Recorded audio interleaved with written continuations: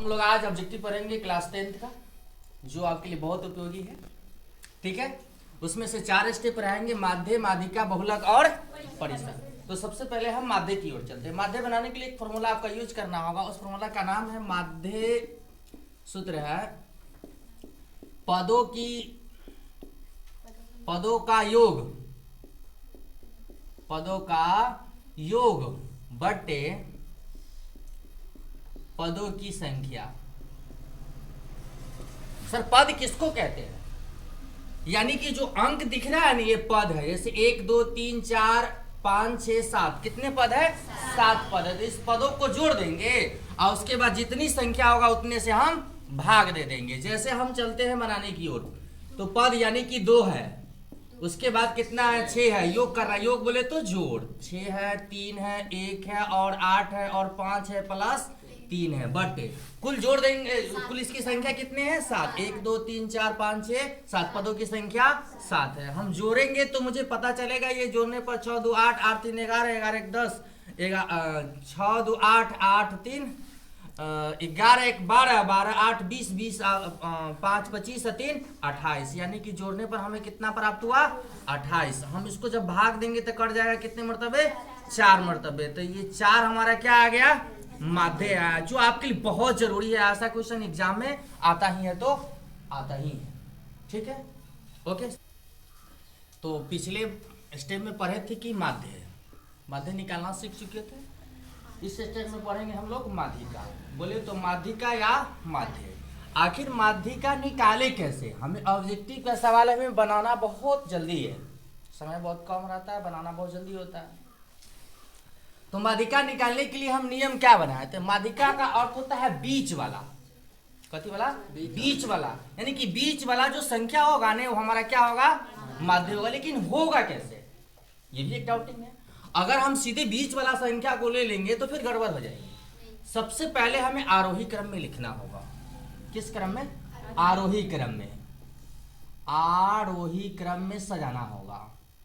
उसके बाद हमें बीच वाला अंक संख्या को ढूंढना होगा, निकालना होगा। अगर बाई चांस हमें कभी कभी ये भी हो जाता है कि बीच वाला संख्या नहीं मिलती है, उस स्थिति में क्या करेंगे हम? तो उस स्थिति में क्या करेंगे हम? तो पहले इसको समझा देते हैं, उसके बाद उसको हम समझाएंगे कि उस स्थिति में हम क्या करेंगे। ठीक है, तो पहले इस संख्या जो हमारे पास आंकड़ा दे रखा है उसको आरोही क्रम में सजा लेते हैं। तो आरोही क्रम में सजा लेते हैं। आरोही क्रम में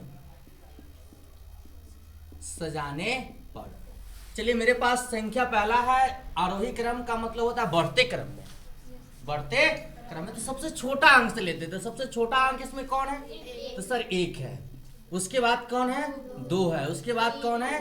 3 है। उसके बाद 5 है। उसके बाद 6 है। उसके बाद सर 8 है। क्या 1 ले लिए नहीं? अब उसके बाद कुछ है? हाँ सर 10 है। तो हम आपको बताए थे कि माध्यिका निकालने के लिए सबसे पहले बीच वाली संख्या को आपको देखना होगा। कब? जब हम आरोही क्रम में सजा देंगे तब। तो उस स्थिति में हमको देखना होगा। तो सबसे पहले आप देखिए कि इसको मिलाइए। इधर से एक ले लीजिए, इस तरफ से एक ले लीजिए। हो गया सर। इधर 2 मिलाइए, इधर 2 मिलाइए। सर इसको 3 मिलाइए, इसको 3 मिलाइए।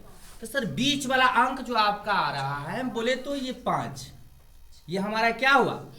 सर यही तो हमारा माध्यिका हुआ। क्या हुआ?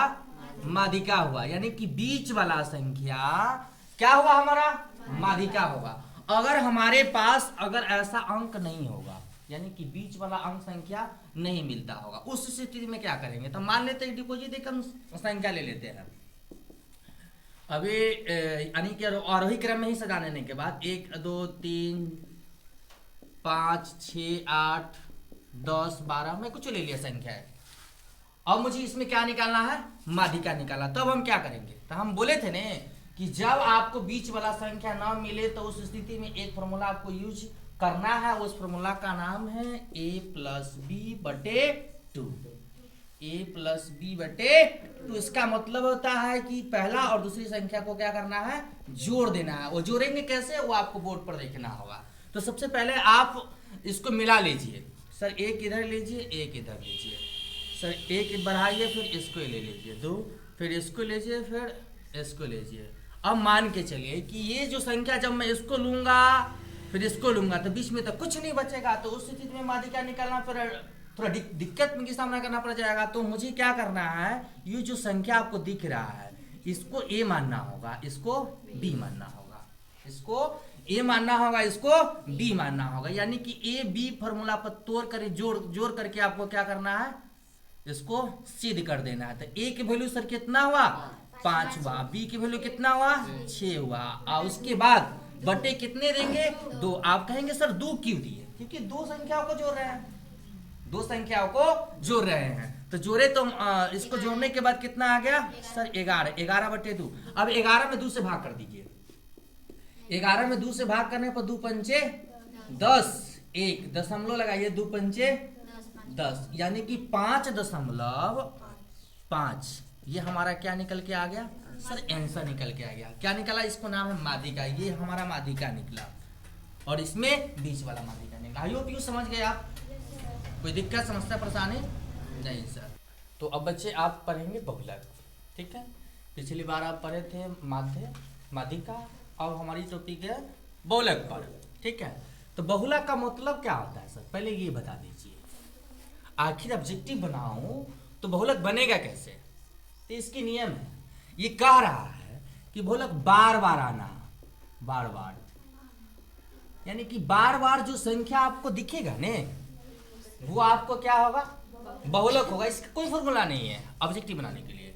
आप बोर्ड पर देख रहे होंगे कि जो संख्या बार बार आए, जो बार बार आए वो संख्या हमारा क्या कहलाएगा, बहुलक कहलाएगा। तो इस संख्या में आप गौर से देख लीजिए कि 3 देख लीजिए कितने बार आया है, 3 बार आया है सर, 3 बार आया है। चलिए उसके बाद 5 कितने बार आया है, 1 बार आया है। उसके बाद हम बात करें 4 की, तो 4 कितने बार आया है, 4 3 बार। 5 कितने बार, 1 बार। 4 कितने बार, 1 बार। उसके बाद 2 कितने बार, 1 बार बस। और 3 कितने बार, 3 लिखा हुआ है। चलिए 3 ऊपर लिखा हुआ है। अब देखिए इसमें सबसे ज्यादा बार कौन आया, तो 3 आया, तो सबसे ज्यादा बार 3 आया। हमारा 3 क्या होगा, आंसर होगा, ऑप्शन में दिया होगा, यहाँ डी हमारा कन्फर्म सही होगा। आई होप यू समझ गए बहुलक बनाने के लिए। कुछ इसमें कोई नियम वम नहीं है, सिर्फ आपको जितने बार ज्यादा जो बार आएगा संख्या वो हमारा क्या होगा बहुलक होगा। ये ऑब्जेक्टिव का नियम है, ओके।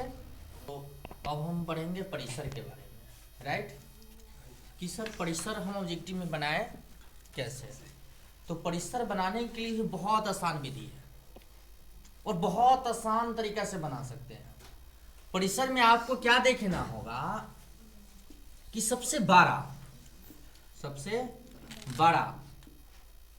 और छोटा, सबसे बड़ा और छोटा का सबसे पहले चयन कर लीजिए। क्या करना है, सबसे बड़ा को चयन करना है अंक को, और सबसे छोटा को चयन करना है। तो इसमें आप अंक देख लीजिए, आंकड़ा में सबसे बड़ा अंक कौन है, तो सर सबसे बड़ा अंक कितना है 30 है, तो सबसे बड़ा अंक 30 हुआ। इसका नियम पहले एक बार फिर समझ लीजिए।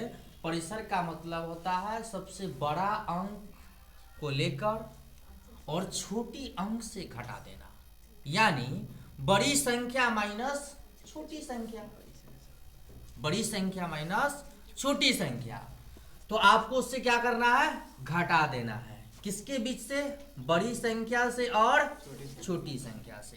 तो इसमें सबसे बड़ी संख्या इस आंकड़ों में हमने देखा 24, 15 और 22, 13, 9 और 10 तथा 30 को देखा। इसमें सबसे बड़ा अंक को देखा, तो सबसे बड़ा अंक हमारे पास कितना है 30 है। अब सबसे कम वाला अंक कौन है, यानी कि सबसे छोटा की बात करें तो सर इसमें सबसे छोटा की मैं बात करूं तो 9 है। कती है 9 है। तो यानी कि बड़ी संख्या माइनस छोटी संख्या। फॉर्मूला लिखिए चाहे मन में रखिए, लेकिन मन में रखना ही आपका सही होगा।